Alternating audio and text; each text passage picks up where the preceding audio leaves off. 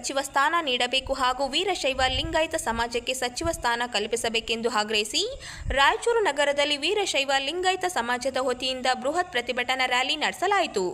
ನಗರದ ಪ್ರಮುಖ ಬೀದಿಗಳಲ್ಲಿ ಪ್ರತಿಭಟನಾ ಮೆರವಣಿಗೆ ನಡೆಸಿದ ಸಮಾಜದ ಕಾರ್ಯಕರ್ತರು ಬಳಿಕ ಡಾಕ್ಟರ್ ಬಿ.ಆರ್. ಅಂಬೇಡ್ಕರ್ ವೃತ್ತದಲ್ಲಿ ಟೈರ್ಗೆ ಬೆಂಕಿ ಹಚ್ಚಿ ಆಕ್ರೋಶ ವ್ಯಕ್ತಪಡಿಸಿದರು.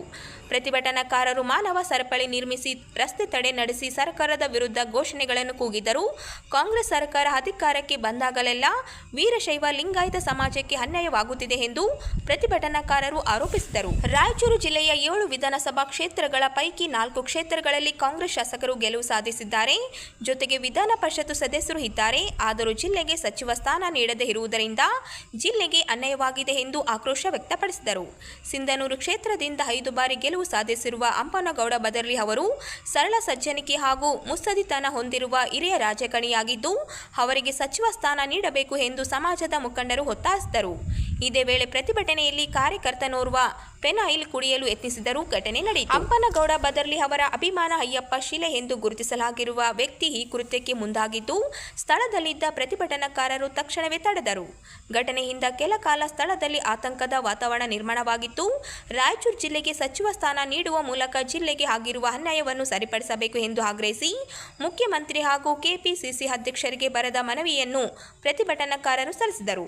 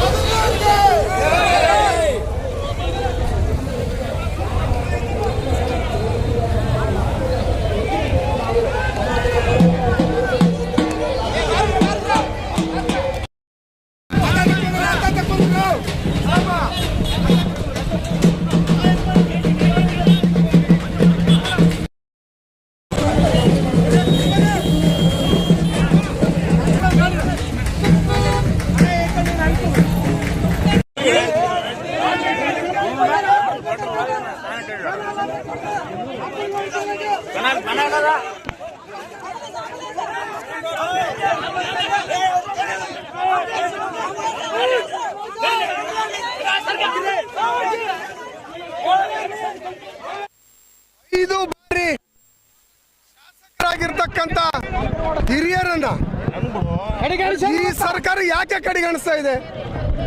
ಮಂತ್ರಿ ಮಾಡ್ಲಿಕ್ಕೆ ಏನು ಮಾನದಂಡ, ಏನು ಅರ್ಹತೆ ಇಲ್ಲ ಅನ್ನುವಂಥದ್ದನ್ನು ನಮಗೆ ಸ್ಪಷ್ಟವಾಗಿ ಹೇಳಬೇಕು. 5 ಬಾರಿ ಶಾಸಕರಾಗಿರ್ತಕ್ಕಂಥ ಅತ್ಯಂತ ಪ್ರಾಮಾಣಿಕ ವ್ಯಕ್ತಿಗೆ ಇಷ್ಟು ನಿರ್ಲಕ್ಷ್ಯ ಮಾಡಿದ್ರೆ ಒಂದು ದೊಡ್ಡ ಸಮುದಾಯವನ್ನು ನಿರ್ಲಕ್ಷ್ಯ ಮಾಡಿದಂಗಿದು. ಇಲ್ಲಿ ಆಕ್ರೋಶ ಕಟ್ಟೆ ಹೊಡೆದೋಗಿದೆ. 2013ರಿಂದ ವೇಟ್ ಮಾಡ್ತಾ ಇದ್ದೀವಿ. 13ರಲ್ಲಿ ಕೊಡಲಿಲ್ಲ, 23ರಲ್ಲಿ ಸಿದ್ದರಾಮಯ್ಯನವ್ರು ಕೊಡಲಿಲ್ಲ, ಈಗ DK ಶಿವಕುಮಾರ್ ಕೊಡಲಿಲ್ಲ ಅಂದರೆ ಇದು ಯಾರನ್ನು ಕೇಳಬೇಕು ನಾವು? ನಮ್ಮ ಭಾಗದ ಧೀಮಂತ ನಾಯಕರು ಖರ್ಗೆ ಸಾಹೇಬರು ಇದನ್ನು ಮನಗಾಣಿಕೊಂಡು ಸಿಂಧನೂರಿನ ಶಾಸಕರಾಗಿರ್ತಕ್ಕಂಥ ಹಂಪನಗೌಡ ಬಾದರ್ಲಿ ಅವರಿಗೆ ಮಂತ್ರಿ ಸ್ಥಾನವನ್ನು ಕೊಡಲೇಬೇಕು ಅನ್ನುವಂಥದ್ದು ಇಷ್ಟು ಬೃಹತ್ ಸಂಖ್ಯೆಯ ಸಮುದಾಯ ಇವತ್ತು ಸೇರಿದೆ. ಆಕ್ರೋಶದ ಕಟ್ಟೆ ಹೊಡೆದಿದೆ. ಮುಂದಿನ ದಿನಮಾನಗಳಲ್ಲಿ ಏನಾಗ್ತದೆ, ಈ ಪರಿಣಾಮಗಳು ಅತ್ಯಂತ ಕೆಟ್ಟಾಗಿದೆ. ನಮ್ಮ ಕಾರ್ಯಕರ್ತರು ವಿಷವನ್ನು ಸೇವಿಸ್ತಕ್ಕಂಥ ಕೆಲಸ ಸಹ ಮಾಡಿದ್ದಾರೆ. ಇಲ್ಲಿ ಅತ್ಯಂತ ನೋವು. ಸರ್ಕಾರ ಯಾವ ಕಡೆ ಇದೆ, ಏನು ಮಾಡ್ತಾ ಇದೆ ಅನ್ನುವಂಥದ್ದನ್ನು ತಿಳ್ಕೊಳ್ಬೇಕಂತ ಪರಿಸ್ಥಿತಿ ಸಾರ್ವಜನಿಕರಿದ್ದಾರೆ. ಸಮುದಾಯಕ್ಕೆ ಮಾಡಿರ್ತಕ್ಕಂಥ ಅನ್ಯಾಯವನ್ನು ಸರಿಪಡಿಸಲೇಬೇಕು ಅನ್ನುವಂಥದ್ದು ನಮ್ಮೆಲ್ಲರ ಆಗ್ರಹ ಆಗಿದೆ. ಯಾವ ಮಾನದಂಡದಲ್ಲಿ ನಮ್ಮ ಹಿರಿಯತನವನ್ನು ಕಡೆಗಣಿಸಿದ್ರಿ ಅಂತಕ್ಕಂಥದ್ದು ಗೊತ್ತಾಗ್ತಾ ಇಲ್ಲ. ಕಿರಿಯರಿಗೆ ಕೊಟ್ಟಿದ್ದೀರಿ, ನಾವು ಯಾರಿಗೆ ಕೊಡಬೇಡ ಅಂತ ಹೇಳೋದಿಲ್ಲ, ನಮಗೆ ಯಾಕೆ ಕೊಟ್ಟಿಲ್ಲ ಅಂತ ಕೇಳ್ತಾ ಇದ್ದೀವಿ. ಹಂಪನಗೌಡರು 5 ಬಾರಿ ಶಾಸಕರಾಗಿದ್ದಾರೆ. ಅತ್ಯಂತ ಪ್ರಾಮಾಣಿಕ ವ್ಯಕ್ತಿ.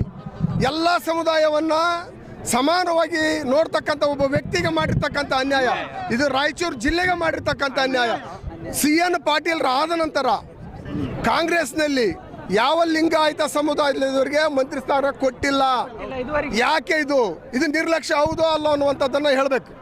ಇದು ಮುಂದಿನ ದಿನಮಾನಗಳಲ್ಲಿ ಅತ್ಯಂತ ಕೆಟ್ಟ ಪರಿಣಾಮಗಳಿಗೆ ದಾರಿ ಮಾಡಿ ಕೊಡಬಾರ್ದು ಅಂತಂದೇಳಿ ನಾನು ಹೈಕಮಾಂಡಿಗೆ ಮನವಿ ಮಾಡಿಕೊಳ್ತೇನೆ.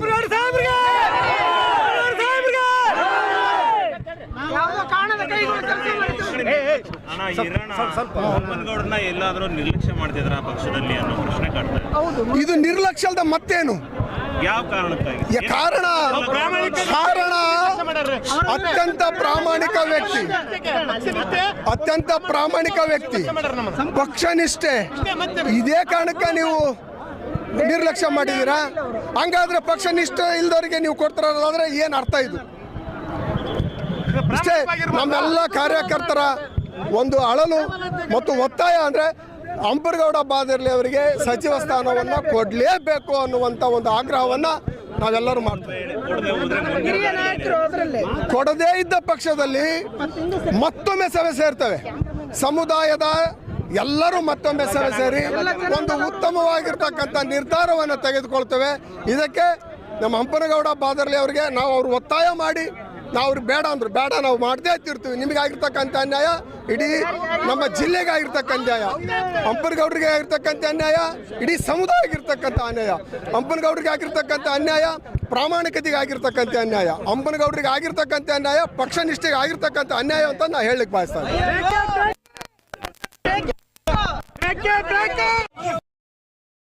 ಸಚಿವ ಸ್ಥಾನವನ್ನು ಈ ಸಂಪುಟದಲ್ಲಿ ಕೊಡಲೇಬೇಕಂತಕ್ಕಂಥ ಒಂದು ಹಕ್ಕೊತ್ತಾಯವನ್ನು ನಾವು ಮಾಡ್ತೇವೆ. ಹಾಗೆಯೇ ನಮ್ಮ MLCಗಳಾಗಿರ್ತಕ್ಕಂಥ ಇಬ್ಬರು ಅವರು ಕೂಡ ಇದ್ದಾರೆ. ನಮ್ಮ ವೀರಶೈವ ಸಮಾಜ ಕೊಡಬೇಕಂತಕ್ಕಂಥ ನಮ್ಮ ಪ್ರಾಮುಖ್ಯತೆ. ಹಿರಿಯರು ಶಾಸಕರಾಗಿರ್ತಕ್ಕಂಥ 5 ಸಲ ಶಾಸಕ ಹಂಪನಗೌಡರಿಗೆ ಈ ಸಲ ಅನುವು ಮಾಡಿಕೊಡಬೇಕು ಮತ್ತು DK ಶಿವಕುಮಾರ್ ಅವರ ಸಂಪುಟದಲ್ಲಿ ಒಂದು ಸ್ಥಾನವನ್ನು ಕೊಡಲೇಬೇಕಂತಕ್ಕಂಥ ಹಕ್ಕೊತ್ತಾಯವನ್ನು ಮಾಡ್ತಾ ಇದ್ದೇವೆ. ಇದು 24 ವರ್ಷಗಳಿಂದ ನಮ್ಮ ವೀರಶೈವ ಲಿಂಗಾಯತ ಸಮಾಜಕ್ಕೆ ಒಂದು ಸ್ಥಾನವನ್ನು ಕೂಡ ಮಂತ್ರಿ ಸ್ಥಾನವನ್ನು ಕೊಡದೇ ಇರೋದು ಕಾಂಗ್ರೆಸ್ ಸರ್ಕಾರ. ಆದ್ದರಿಂದ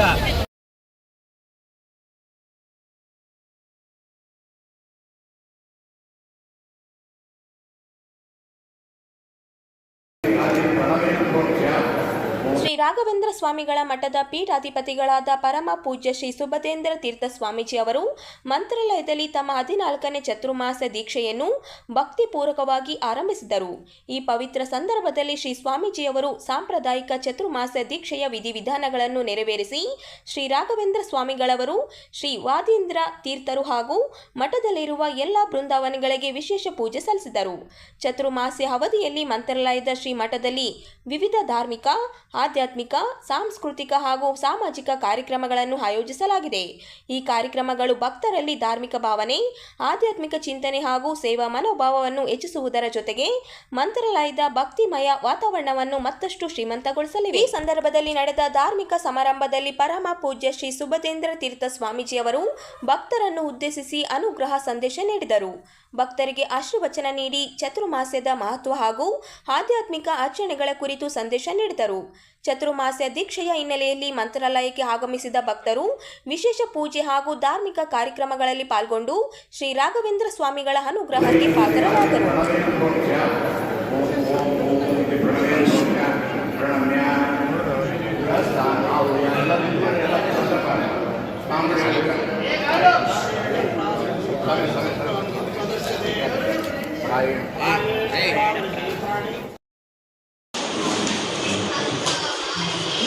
ದೇವದುರ್ಗ ತಾಲೂಕಿನ ಸುಂಕಲೇಶ್ವರ ಗ್ರಾಮದ ಭೂಮಾನಂದ ಎಂಬ ಯುವಕನ ಕೊಲೆ ಪ್ರಕರಣದ ಸಂಬಂಧ ಹಿರಿಯ ಪತ್ರಕರ್ತ ಹಾಗೂ ಸಂಪಾದಕರಾದ ಭೀಮರಾಯ ಹದಿನಾಳ ಅವರನ್ನು ಈ ಪ್ರಕರಣದಲ್ಲಿ ಸಿಲುಕಿಸುವ ದುರುದ್ದೇಶದಿಂದ ಅವರ ಮೇಲೆ ಪ್ರಕರಣ ದಾಖಲಿಸಿದ್ದು, ಸಿಸಿಟಿವಿ ಸೆರೆ ಅಗತ್ಯ ದಾಖಲೆ ಪರಿಶೀಲನೆ ನಡೆಸಿ ಅವರನ್ನು ದೋಷಾರೋಪಣೆ ಪಟ್ಟಿಯಿಂದ ಕೈಬಿಡಬೇಕು, ಇಲ್ಲದಿದ್ದರೆ ಪೊಲೀಸರ ನಡೆ ವಿರುದ್ಧ ಪ್ರತಿಭಟನೆ ನಡೆಸಲಾಗುವುದು ಎಂದು ಹೈದರಾಬಾದ್ ಕರ್ನಾಟಕ ಪ್ರದೇಶ ವಾಲ್ಮೀಕಿ ಸಂಘದ ವಿಭಾಗೀಯ ಕಾರ್ಯದರ್ಶಿ ರಘುವೀರ ನಾಯ್ಕ ಅವರು ಹೇಳಿದರು.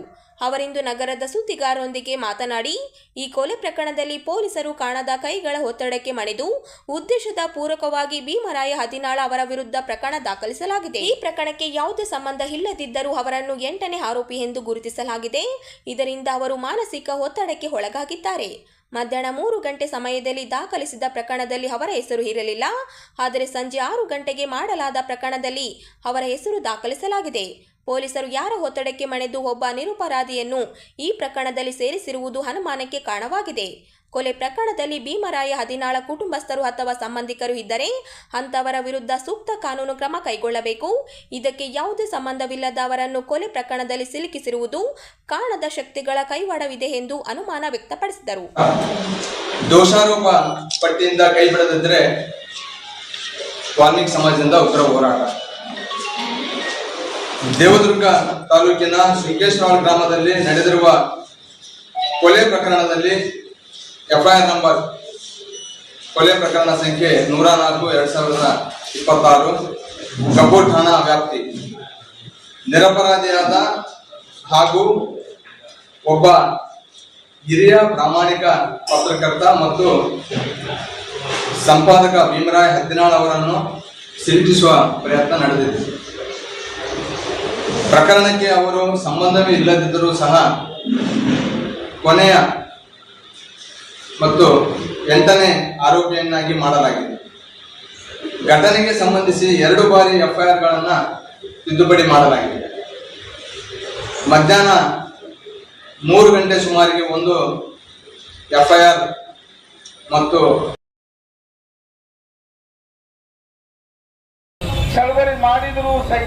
ಕೇಂದ್ರ ಕಾರ್ಮಿಕ ಸಂಘಟನೆಗಳು ಹಾಗೂ ಸಂಯುಕ್ತ ಕಿಸಾನ್ ಮೋರ್ಚಾ ಎಒ ಕರೆಯನ್ನು ಬೆಂಬಲಿಸಿ ಅಖಿಲ ಭಾರತ ಕಾರ್ಮಿಕ ರೈತ ಹೋರಾಟದ ಅಂಗವಾಗಿ TUCI ಮತ್ತು ಕರ್ನಾಟಕ ರೈತ ಸಂಘ ನೇತೃತ್ವದಲ್ಲಿ ನಗರದ ಡಾಕ್ಟರ್ BR ಅಂಬೇಡ್ಕರ್ ವೃತ್ತದಿಂದ ಬೃಹತ್ ರ್ಯಾಲಿ ನಡೆಸಲಾಯಿತು.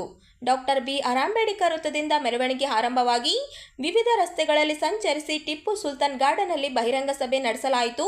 ಪ್ರತಿಭಟನೆಯನ್ನು ಉದ್ದೇಶಿಸಿ ಮಾತನಾಡಿದ CPI ML red star polit bureau ಸದಸ್ಯ R ಮಾನಸಯ್ಯ ಮಾತನಾಡಿ, ಬಿಜೆಪಿ ನೇತೃತ್ವದ ಸರ್ಕಾರ ಅಧಿಕಾರಕ್ಕೆ ಬಂದಾಗನಿಂದ ರೈತರು, ಕಾರ್ಮಿಕರು, ಮಹಿಳೆಯರು ಎದುರಿಸುತ್ತಿರುವ ಸಮಸ್ಯೆಗಳು ಎಲ್ಲೆ ಮೀರಿ ಹೋಗಿವೆ. ರಾಮನ ಹೆಸರಿನಲ್ಲಿ ಹುಂಡಿ ಕಳ್ಳತನ ಮಾಡಿ ಜನರ ನಂಬಿಕೆ ದ್ರೋಹ ಎಸಗಿರುವ ನರೇಂದ್ರ ಮೋದಿ ನೇತೃತ್ವದ ಸರ್ಕಾರ ದುಡಿಯುವ ವರ್ಗದ ಹಕ್ಕುಗಳನ್ನು ಕಸಿದುಕೊಂಡು ಅದಾನಿ, ಅಂಬಾನಿಯಂತಹ ಕಾರ್ಪೊರೇಟರ್ ಶಕ್ತಿಗಳಿಗೆ ದೇಶವನ್ನೇ ಮಾರಾಟ ಮಾಡುತ್ತಿದ್ದಾರೆ.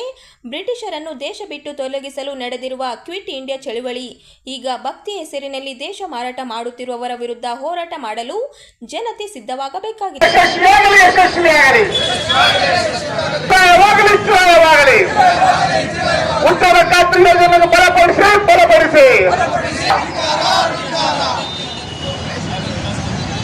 ಎಲ್ಲ ಇಲ್ಲಿ ಬಂದಿರತಕ್ಕಂತ ಮಹಿಳೆಯರು ಇದೆ, ಬಂದು ಕೂತ್ಕೋಬೇಕು. ಎಲ್ಲ ಹೆಣ್ಮಕ್ಳು ಈ ಕಡೆ ಬರಿ, ಬ್ಯಾಕ್ ಸೈಡ್ ಬರಿ. ಎಲ್ಲರೂ ಸಹಕಾರ ಮಾಡ್ತಾರೆ. ಈ ಕಡೆ ಬರ್ರೆ, ಮಜಾ ಆಗ್ತದೆ. ಈ ಕಡೆ ಕೂತ್ಕೋತಾರೆ. ಬೇಡವೇ ಬೇಡ. ಈಗ ಒಬ್ಬೊಬ್ಬ ಪಂಚಾಯತ್ ಒಂದೊಂದು ಪಂಚಾಯತ್ನಿಂದ 5 ನಿಮಿಷ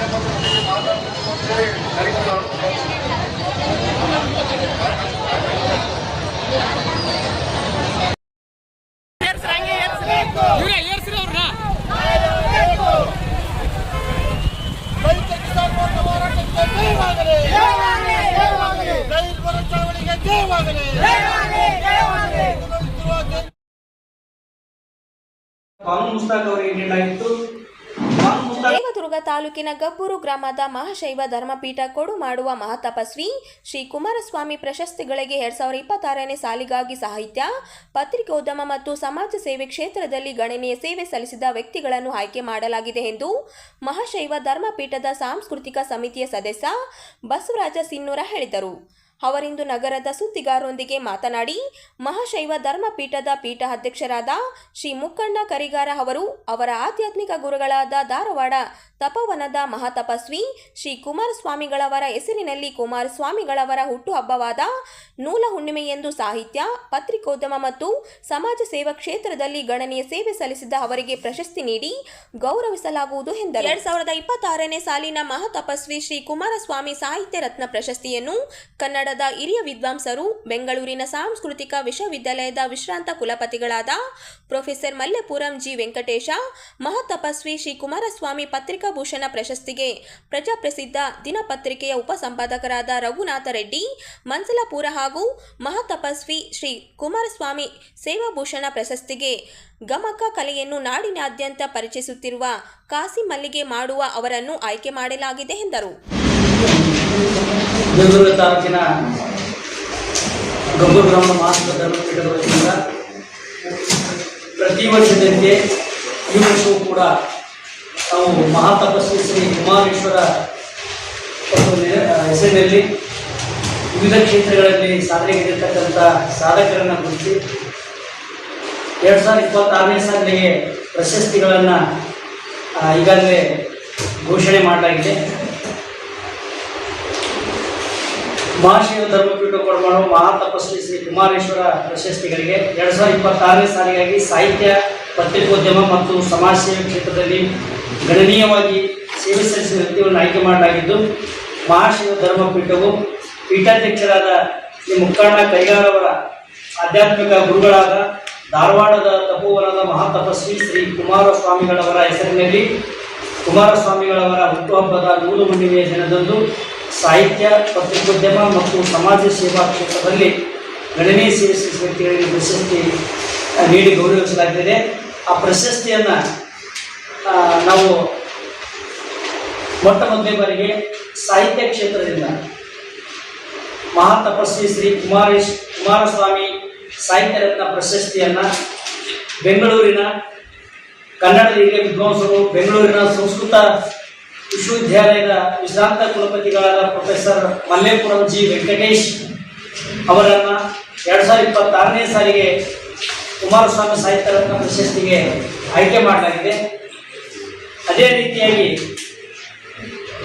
ಎರಡನೇ ಪ್ರಶಸ್ತಿಯನ್ನು ಕುಮಾರಸ್ವಾಮಿ ಪತ್ರಿಕಾಭೂಷಣ ಪ್ರಶಸ್ತಿಯನ್ನು ಪ್ರಜಾಪ್ರಸಿದ್ಧಿ ದಿನಪತ್ರಿಕೆಯ ಉಪಸಂಪಾದಕರಾದ ಶ್ರೀ ರಘುನಾಥ ರೆಡ್ಡಿ ಮನ್ಸಲಾಪುರ ಅವರನ್ನು ಆಯ್ಕೆ ಮಾಡಲಾಗಿದೆ. ಇವರಿಗೆ ಮಲ್ಲೆಪುರಂ ಜಿ ವೆಂಕಟೇಶ್ ಸಾಹಿತ್ಯ ರತ್ನ ಪ್ರಶಸ್ತಿಗೆ 1 ಲಕ್ಷ ರೂಪಾಯಿಗಳ ನಗದು ಬಹುಮಾನ ಜೊತೆಗೆ ಪ್ರಶಸ್ತಿ ಫಲಕಗಳನ್ನು ಒಳಗೊಂಡಿರ್ತಾರೆ. ಕುಮಾರಸ್ವಾಮಿ ಪತ್ರಿಕಾಭೂಷಣ ಪ್ರಶಸ್ತಿಯನ್ನು 51,000 ರೂಪಾಯಿ ನಗದು ಮತ್ತು ಸ್ಮರಣಿಕೆಗಳನ್ನು ಒಳಗೊಂಡಿರ್ತದೆ. ಮೂರನೇದಾಗಿ ಶ್ರೀ ಮಹಾತಪಸ್ವಿ ಶ್ರೀ ಕುಮಾರಸ್ವಾಮಿ ಸೇವಾಭೂಷಣ ಸಾಮಾಜಿಕ ಕ್ಷೇತ್ರದಲ್ಲಿ ಸೇವೆ ಸಲ್ಲಿಸತಕ್ಕಂಥ ಗಮಕ ಕಲೆಯನ್ನು ನಾಡಿನಾದ್ಯಂತ ಪಸರಿಸುತ್ತಿರುವ ಕಾಸಿ ಮಲ್ಲಿಗೆ ಮಾಡುವ ಅವರನ್ನು ಮಹಾತಪಸ್ವಿ ಶ್ರೀ ಕುಮಾರಸ್ವಾಮಿ ಸೇವಾಭೂಷಣ ಪ್ರಶಸ್ತಿಗೆ ಆಯ್ಕೆ ಮಾಡಲಾಗಿದೆ. ಅವರಿಗೂ ಕೂಡ 51,000 ರೂಪಾಯಿಗಳ ನಗದು ಬಹುಮಾನದ ಜೊತೆಗೆ ಸ್ಮರಣಿಕೆಯನ್ನು ಒಳಗೊಂಡಿರ್ತದೆ.